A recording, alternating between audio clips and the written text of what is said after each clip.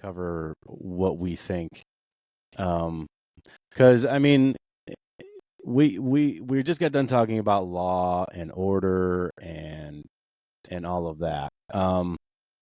Must have been like starting to doze off during the city commissioner meeting when Chief Newton was giving this update, because I did not catch this at all. Really? Huh. It was a long Tuesday, and I was just there for the the library vote. Should have paid attention to this one. Oh my goodness. What's the matter with you? So yeah, let's kind of review this a little bit and see what do we think here? What do we? I wonder who wrote this. eCity. Oh well, sorry. Yeah, eCity Beat. So eCity Beat puts out who's connected to eCity Beat? So we know a couple of people. So Rick Tryon, I'm not sure if he still owns it or not, but he is still probably pretty affiliated with it. Jenny Dodd writes for them occasionally. I'm not sure if she's been writing for them recently. And I'm not sure if they have other writers at all either, because they put out quite a good number of things on a regular basis too. Right. So during fall of 2023, the voters of Great Falls chose not to approve the public safety mill levy and bond request.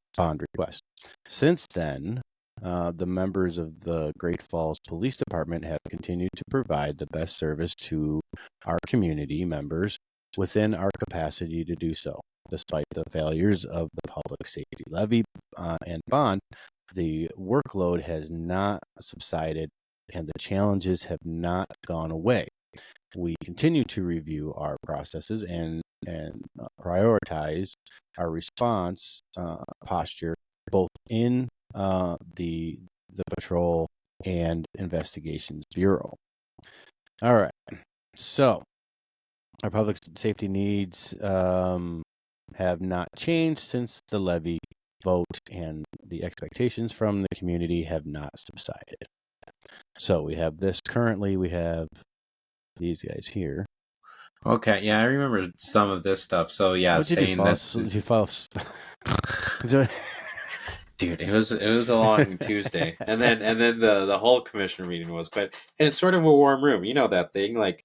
Oh yeah. That was my issue in grad school. Just a short aside, like we'd have little seminars right after lunch in one of the warmest rooms there, so your tummies were full. I intentionally sat in the back so there was a wall behind me so that I could just. I remember that in grad school. It kind of felt like that during this meeting. I would actually flip on my recorder, and I would doze the hell off. No shit. And then I would listen to it later because they would like to see you in They dim the lights. It's the assholes. I think they did it on purpose. Come on. If you got a lecture. So I don't know if you know this, but I was a guest lecturer at the university for 2 years. I actually got a paycheck from them. And I would lecture, but I had the 2 year the one class a week. So that means lecture was 3 hours.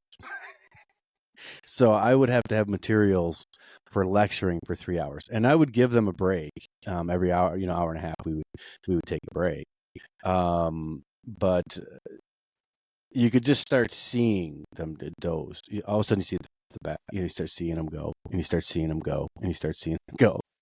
It's like the hell. And that was me. I get it. Yeah. You can't be mad at that. No, not at all. They'll survive and take the exam later. That's cool. Whatever. I did. I put a tape recorder. If they learn something, they learn something. If not, it'll show. Yeah. So, all right. Currently, the Great Falls Police Department has 7 sworn officer vacancies and 6 9/11 center vacancies. So the militia can help you out here. Mr. Constitutional Sheriff can start deputizing citizens, and we'll take your course for you, with you, and you can start deputizing us, and you can have maybe a big enough force to police the weekends. and pick up some of the slack so we can give some of those guys some relief. But who would want to do that? I don't think we even need to do that. I was just throwing it out there. That's dangerous, Kevin. We don't want the sheriff to deputize people. He's going to deputize the wrong people. But here's my thought, and I told this to Brock Cherry, our award-winning community and planning and community development director in the city of Great Falls. Our neighborhood councils are useless. They represent a skewed part of the population. Any sort of information that is funneled from that up to our city level is skewed, isn't necessarily representative of what's actually coming, which means they don't quite have a pulse on their neighborhoods or their communities. Right. Exactly. I told Brock that what you need to do with your neighborhood councils is like we don't need the formality of a board or a council in our neighborhoods. What we need are people in our communities, in our neighborhoods. I mean, we have some sort of neighborhood watch in some of these different communities, but ultimately that should be what our neighborhood councils do. They should just be out there walking the communities every now and then, chatting with folks, trying to understand what's going on, how they could help. And maybe not how they can help, even just building those relationships with folks. Yeah. So then when the time comes that the city needs input or insights about those neighborhood councils can actually provide it. Because instead of asking people to come to the neighborhood councils, the neighborhood council is going to them in their neighborhoods. Right. And when you have a better pulse on your neighborhoods, hopefully you are dealing with criminal activity, and in some way you're also hopefully dealing with just addressing those root causes of criminal activity so it doesn't even pop up in the first place. People feel like they are involved in the community and part of the community. And ultimately, I think that's how you stop a growing trend of crime. It's not adding more law enforcement. Law enforcement is helpful to some degree, but we know how corrupt they might be here in Cascade County. So we need a different mechanism to actually prevent crime or people wanting to participate crime in the first place. And I think that comes in building community, which I don't think Great Falls has, especially in recent times, has really demonstrated adequacy in building community. Well, and that goes to say for my three neighbors that are right here that we kind of started this coalition. But when I first moved here, I was robbed 3 or 4 times within my first 2 years. Every year I was getting robbed. And look, the police force were awesome. And they would come really quickly, and this is, I don't know, I'm talking 7 years ago. And I actually got to know the officers that were responding. And there was one, I'll give you one instance. There was a across the street, and this is not a robbery, but this is how fast they replied. So it was a robbery. I look over across the street, and they're breaking this car's windows out. Okay. And they're trying to get these things out of this car. And they end up putting a couch too from the place. So I call him. I was like, dude, they're breaking windows. Okay, so they were here within 3 to 4 minutes or whichever else, right? I was in the street right here, and when they backed out, they tore out. They literally almost like hit me, and so they caught up to him, and it ended up being nothing. It ended up being that was their couch, and that was they locked their keys out of the car, and they needed to get what was in there. But mine, I've had like my fishing stuff stolen. I've had all, trying to get into the garages and stuff. And so me and my neighbors got together, and during the summertime we sit out in my backyard, as you know, and we started having fires more and kind of getting to know our community. And they were coming over, and anybody that would walk in this alley and try to do something, we were all over them. when Right. they know, don't come in this neighborhood. You're my next door neighbor over here is a military. He's chased them off before. He's actually done better surveillance than I have, and actually had them cornered, and the police still didn't show up. He was like, I am on them, man. They're like robbing this poor old lady's garage over here, and he's on it, and he tells me in the morning all of this. He tells me the next day, right? And it's like, whatever. And then what their MPs and whatever, they're having a fire back here, and a drunk driver is taking everything out of the alley back here, just crashing into everything. And he's going around like this, right? So finally, I mean, literally, like almost guns drawn, we had to stop this guy, right? They knew how to handle it. It was great. I watched the professionalism and all of that that went along with that. Like, keep your hands where it is, but he had no regard for anything. And the cops roll up and say, "We told you to stay home." It's like, wait a minute, you just went and talked to this guy. He was on his front porch, and they said, "Don't get in your car." And he did the complete opposite, and he trashed Steve, my next door neighbor's camper. He just bought it, sideswiped it, and so it was the citizens who stopped this son of a bitch, Right. and scared the living daylights out of him, and jumped in front of the car before he killed somebody. And but so yeah, your community can really participate in fighting crime and putting it down. You can't expect the police to be everywhere, but No. you know who you can expect to be in the spot that they need to be? The people who live there. Yeah.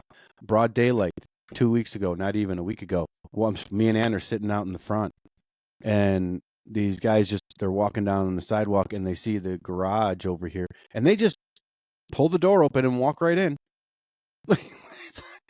They just walked right in. Now, if I had any gumption, it was after work, I was tired, I would have held them there and did what I needed to do. I was like, I could have stopped them as soon as they popped out, but I don't know who you're dealing with. So I'm on the phone with dispatch, and I'm telling them what they look like, red hat, and all this other stuff. Oh yeah, we'll get there. So I'm like, okay, these guys aren't going to get caught. So I hop in my car, and I'm like, I'm just going to go see where they go. And they got to 15th, and they just disappeared, right? Like, where the hell did they go? Well, look, I know the owners to both of those buildings. So I just called them up on the phone and said, would you look at your cameras and see if you see a guy with a red hat, and I described him to a T. And he calls me back, and he's like, yep, they're just sitting in there gambling. So I called the police back, and I said, I know where they are. They're right here. Do you want me to go get them for you? I can go get them for you if you want. I mean, I've done everything else in the investigation for you. Yeah. Would you want me to go get them for you? I can do that. And again, that's knowing my store owners and knowing your connections in there. So I don't know what to say about this. Let's see, what else did they say in this article? Okay, so we know that they're short-staffed. They have a lot of open vacancies. Yeah. Some more people are going to retire. So it sounds like they've reduced their hiring process or streamlined that, which, I mean, that's a point of efficiency. Why didn't they have it streamlined before? Yeah, and this section kind of stuck out to me a little bit. The patrol bureau is averaging 115 calls per service per day, which equates to nearly 5 calls per hour, with an average of 14 officers on duty during a 24-hour time period. It should be noted that many of these calls for service require multiple officers on scene, depending on the nature of the call. Okay. Every officer on duty may be dispatched to one incident. It is not uncommon for our patrol bureau to make 30 to 40 arrests a week. You do the math on that. How many is that a month? Holy shit. Yeah. For what? Obstruction? What are we? Well, what's going on? Almost like 80,000 a year. Is that really that much? Yeah. Come on, you got a calculator there. 60 to 80,000 a year. Wow. What a money scheme. I mean, how many of those are hardened and really deserved to be arrested. Well, they need to fund their Yes. general fund. Right. Yeah, right. Now, I'm not trying to downplay the crime, but that just tells us, what's your scheme? What is going Right. on here? And are the man hours being Especially when we see like folks who, like the guy a couple of weeks ago who tried running down a bank teller who shouldn't have been left, or excuse me? yeah, you didn't hear that? No, you No, heard that. I did. Yeah, you've heard about it. It was on by one of the Montana credit union banks, I think. Hmm. And there was a guy who was, I think, recently let out of prison. And I'm not sure if he was intoxicated or not, but either way, he was angry and tried running over a bank teller or something. So With a it, car? yeah, like it essentially puts into question a lot of the, like, there's these 30 to 40 arrests a week. How many of those are repeat arrests? Yeah, How many of those that's people that true. shouldn't have been left out in the first place? Oh, And good then how many point. of those just aren't even Yeah, good point. things that they should have been arrested for? Like we know of a case that shouldn't have been arrested earlier this year. Yeah, yeah, So yeah, absolutely. And yeah, apparently. So let's see. The Special Victims Unit so far this year has had 230 assigned cases. The General Case Unit has had 106 assigned cases, and the school resource officers average 100 calls for service per week. What? What is going on in our schools? yeah, I don't quite understand this. I wish there was some more context, because the workload with the SROs, we had to make an internal staffing change. Because I thought the SROs were partly paid for by the school board. Wow, you're gonna have to look that up. I'm not too sure. What are we doing if we're having school resaw or 100 calls for service per week? Wow. I wonder what schools those are, or if No, they are schools. Hmm. you think? That's some data that I want to pull from GFPS at some point, is Yeah, just harassment, bullying, assault, sexual assault, all of those. yeah. Because I What don't is think they're this? very transparent about that stuff. No, no, they're not. I don't think so either. I don't think so either. All right, now Who's we get. this Russell County Drug Task Force, which the Oh, Great Falls this is probably their pride and joy right is the here. parent agency. What the fuck does that mean? Does that mean Russell, feds? Russell Country Drug Task The Force. Russell Country Drug Task Force, which the Great Falls Police Department is the parent agency, and has investigators assigned to, has seized 111 pounds of methamphetamine, quarter pound of fentanyl powder. We'll just call it 40,000 pills from fentanyl, and 4.5 pounds of cocaine. Well, cocaine has definitely hit the back burner now. When I was younger, cocaine was a thing, and acid. But man, this meth and fentanyl has really taken over our kids and our streets and these people. But so, what did you find out about this? What's the Russell I Country have no Drug clue. Task? They, It they doesn't. It it's doesn't it, say. it pops up a couple of things, but there's nothing that actually like points to what what this group is. Right. Man, they sound like a bunch of cowboys. Get her done. Vigilante justice. Get her done. Yeah. Regarding the 911 call center, to date, they have handled 73,000 calls for service. As a reminder, the 911 Center provides services to Great Falls Police Department, Cascade County Sheriff's Office, Great Falls Rescue, Great Falls EMS, and Rural Fire. So that's everyone. So an Yeah. interesting thing You here just said is everyone. that Why did you just say there's about 60 to 80,000 arrests.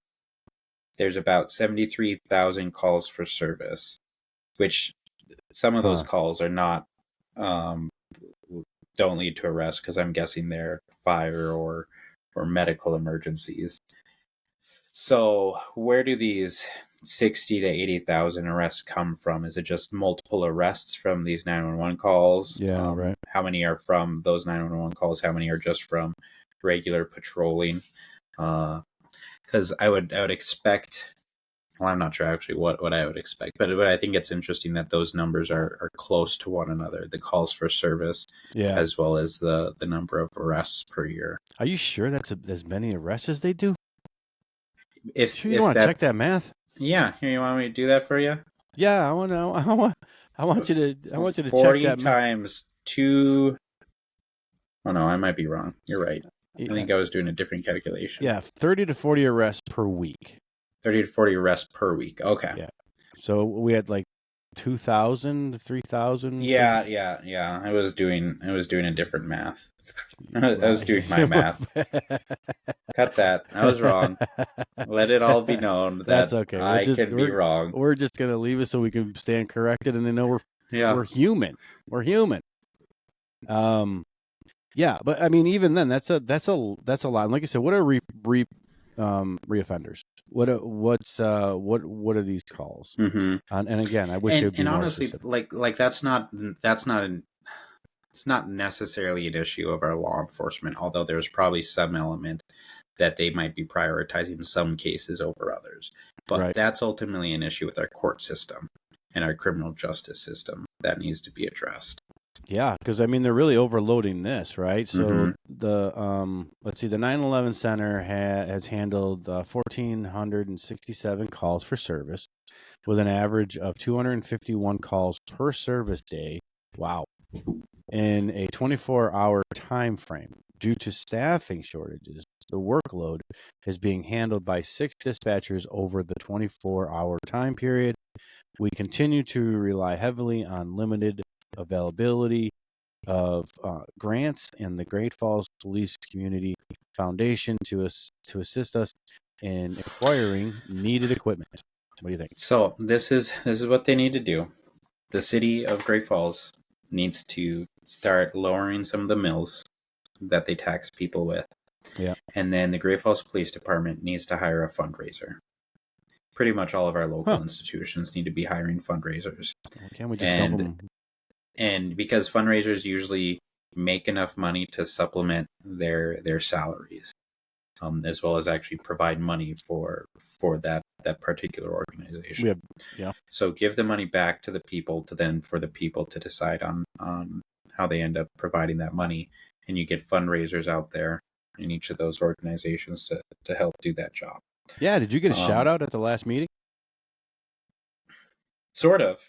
So Rick Tryon said that he agreed with Dr. Rosales about that is the people's money, or that's the taxpayers' money. All right. Unfortunately, he still wanted to use it to put it in the general fund. My main point was, don't give it to the library. Don't put it in the general fund. Give it back. Yeah. They didn't like that. Gee, I wonder why. It's easier to extort money from taxpayers than it is to try and ask nicely. Always. Right. I'm sure we all got a big fat check back from our state after we were so in the blue. One thing to consider, especially with taxes, is our national debt is growing. I have hope for Elon and Vivek on actually reducing government spending, but I'm also not too hopeful for that, just because I know how government works. I know how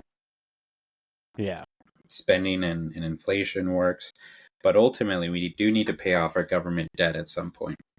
And a lot of investors, like the Warren Buffetts of the world, have acknowledged that the easiest way for the government to pay out, because they will never go into default, like that will truly cause the empire to fall if we go into default.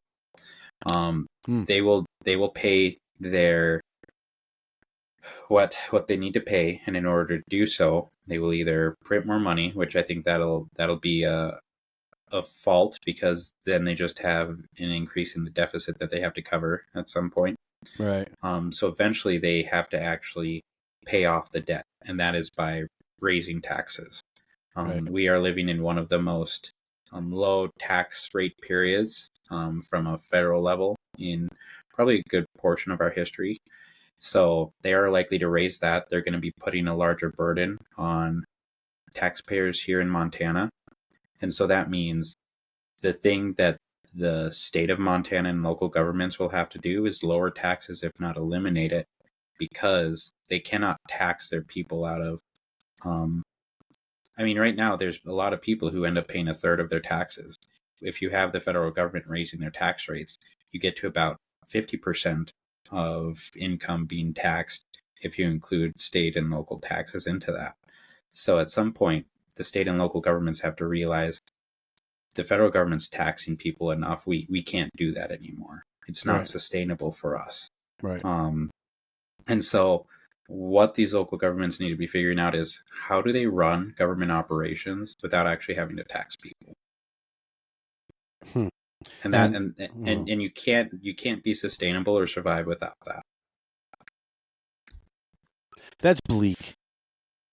It is. You can't say anything to that. Just bleak. That is legitimately where we are heading. Like if the federal government is taxing us more, the state and local governments can't keep up with that, and they have no power against the federal government to say, "Hey, we need to be able to tax our citizens too." Eventually, you'll get the people to do what they did with the safety levy and just continue to vote things down. Yeah, because they will be taxed to hell. Like I said, a lot of people already pay a third of their income in taxes. Right. Once that gets to like a 50% threshold, what's the point of working to any degree? You have no economy because people have to spend half their money in taxes and then the other half in just the bare necessities. That's I'm glad I'm going out and you guys all got to stick around. Yeah, you're the old guy who you'll be part of the problem, Kevin. Your Social Security, your Medicare. Yeah, right. I don't even think it'll be there. They use it for this war coming on. Yeah. Yeah, they'll just keep borrowing out of it like they've done for the last, since it's been around. Mm-hmm. So I don't even count on that. And I do wonder about some of those considerations. Like that might be the only thing stopping them from drafting people in the first place is you get rid of the tax base if you draft them. Yeah. No shit. Wow. Yeah. No kidding. I hope they're thinking like that. I don't think they are, but I don't know how else that happens. All right, and to kind of close this off, and lastly, the front counter project. What is that? Funding by a state and local infrastructure partnership act grant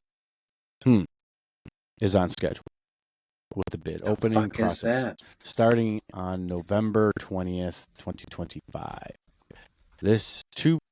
These two projects have been sought after for years, and both are coming to fruition. What the heck is that? I wish they would just put a notes thing here. Sincerely, Chief Newton wrote this. I think this was the exact speech he gave, so then I think eCity published it. No, he fell asleep. Yeah. I'm so glad I listened to some of it. Yeah. That's okay. It's just important. I'm in on this one. The State-Local Partnership Program is a state-funded program to help cities and towns fund the maintenance repair of local government facilities on a partnership basis, with local government supplying a cash match. This program was authorized during the 2023 legislative session via House Bill 355. Right. Might be something for us to chat with Jeremy about what these do.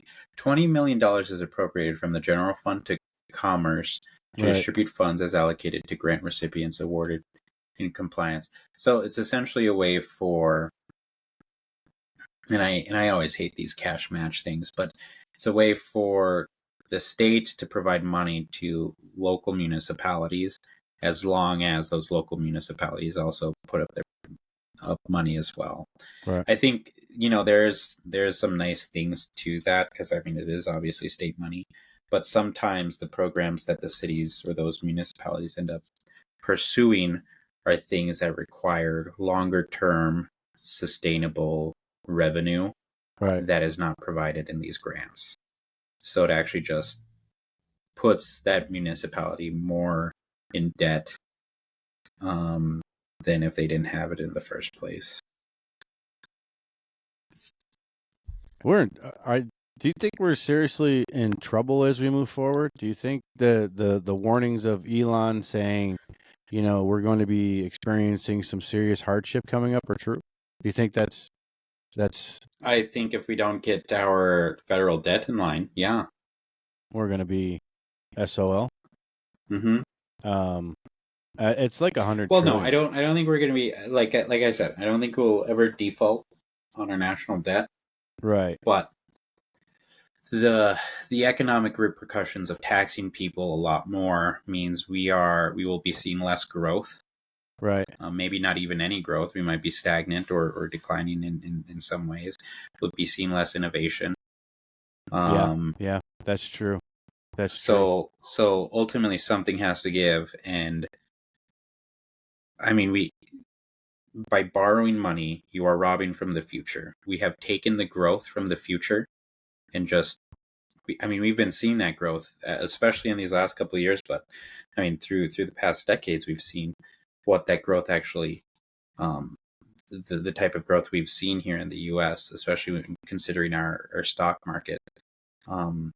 All of that growth that we've seen, this like 10% year over year growth, a lot of that's just because we stole it from future generations. Yeah, it's all off of their backs. Mm-hmm. Because once we get to the future where we actually have to increase those taxes are paying for prior debts we incurred. But as a result, businesses also can't grow and prosper because people don't have money to spend and circulate in the economy. Businesses do not have, if they're being taxed, they have less capital available to them to invest in that or innovate in different ways, especially when it comes to healthcare and medicine, or when it just comes to different and new technologies that we'd like to see. So, I mean, we're at a pretty good point with different technologies. So maybe we do need a little bit of a slowdown.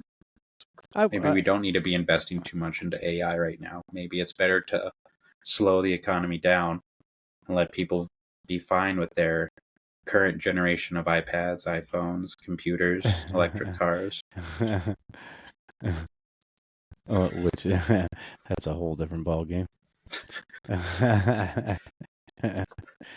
right. Well, that's the report coming out from East City Beat and our police department. So whatever you guys think, please leave a chat or make sure you like and subscribe our channel, and we'll catch you guys next time. This is Kevin, and that's Tony.